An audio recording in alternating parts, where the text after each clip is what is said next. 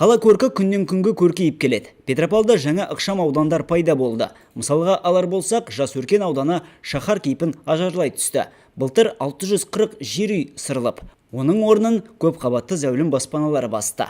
Нәтижесінде бұл жерде тұрған қалалықтардың 92%-ына пәтер кілттері берілді. 8%-ына үйлерінің бағасы ақшалай қайтарылды. Айта кету керек, осы жолы да қала әкімі Марат Тасмағамбетов әдеттегі дәстүр бойынша баяндамасын оқып, кейін жазбаша сұрақтарға жауап берді. Есептік кездесуге облыс жетекшісі Құмар Ақсақалов қатысты. Ойғалы ықшам ауданының тұрғындарын суағарлар мәселесі мазалап отыр.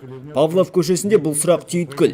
Мәселемен таныспыз. Коммуналдық кәсіпорындар көктем жаз мезгілдерінде тиісті жұмыстарды жүргізеді. 4,2 шақырымды құрайтын суағарлар биылда назарда. Бұл мәселе бірнеше бірдей ықшам ауданды мазалап отырғаны хақ. Сондықтан биыл облыстық бюджеттен бұл мақсатқа қаржы қарастырылған. Ол шамамен 320 миллион теңгені құрап отыр. Бөлінген ақшаның арқасында тың сұрақтың жауабы шешілетіні белгілі болды. Кездесуде әдеттегі Петропавл жылу желілер серіктестігінің қазба жұмыстары туралы да сауал жолданды. Нас, Марат Иманбаевич, по улице Абая 67 уже на протяжении 3 лет, это 16, 17 и 18 год, после окончания отопительного сезона и до начала отопительного сезона отсутствует горячая вода.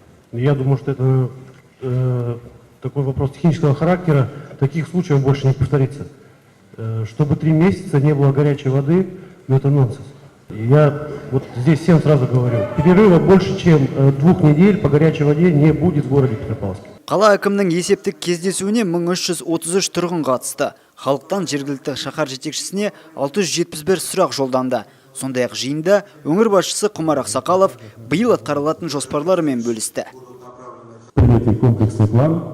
3 жылдық жоспар бекітілді. Ақша бөлінді. Биыл қалада бірнеше корпустан тұратын үлкен аурухананың құрылысын бастаймыз. 2 мектеп қолданысқа беріледі.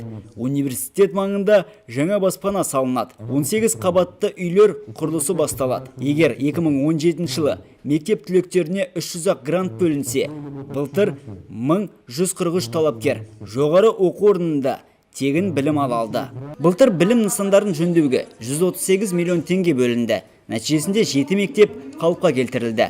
Жиында белгілі болғандай, биыл тағы 32 ғимарат күрделі жөндеуден өтпек. Ол үшін осы жылы 859 миллион теңге қарастырылып отыр. Облыс әкімінің сөзінше, тиісті абаттандыру шаралары биыл да жалғасын табады.